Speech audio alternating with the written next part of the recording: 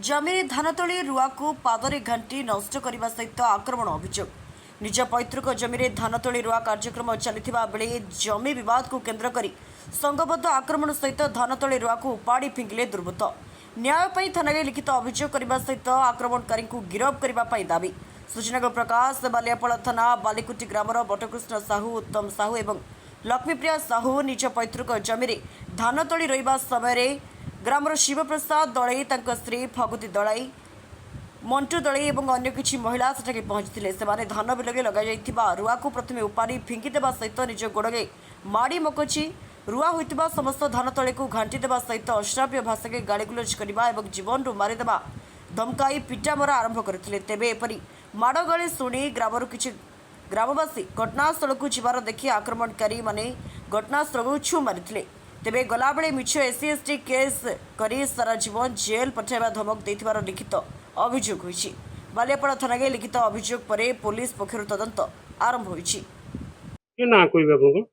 बटकृष्ण साहू बालिकुटी थाना को आछुनी कोन घटना हेछि कोइले मो रेकर्ड भुक्त जमी गोटे मो बापा मोर आम चाष कर आम गाँव किसी गुंडा श्रेणी लोक यथा शिवप्रसाद दलई ता स्त्री फौतिया दलई ता स्त्री एवं मंटू दलई ता स्त्री आउ किसी स्त्री लोक आसिक बाधा देले माने आम रुथुलु रुआ को आम रुआ घाटी देले मत बाड़े ता संगे संगे मो पु को बाड़े तापर मो स्त्री जाइला आमको उद्धार करने मो स्त्री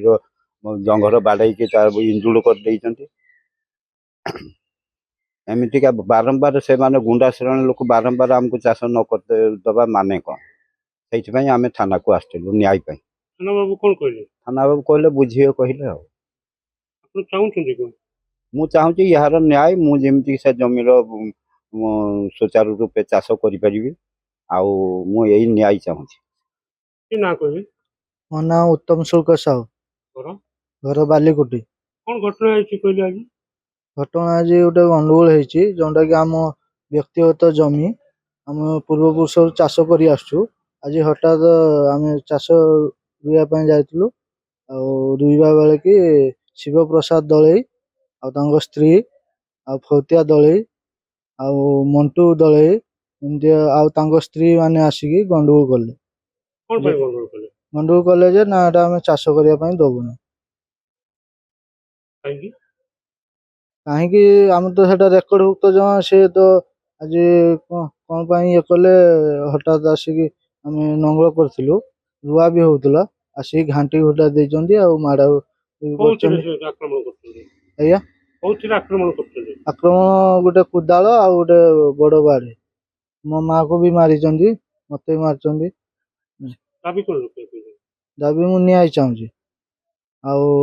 से गोटे गुंडा धरण लोक सब लोक को हैरान कर विशेषकर स्वभाव शिवप्रसाद दलई लगी आ स्त्री गाँ लोक भी समस्त हैरान कर बालेश्वर जिला प्रभाकर मल्लिक रिपोर्ट खोला खबर।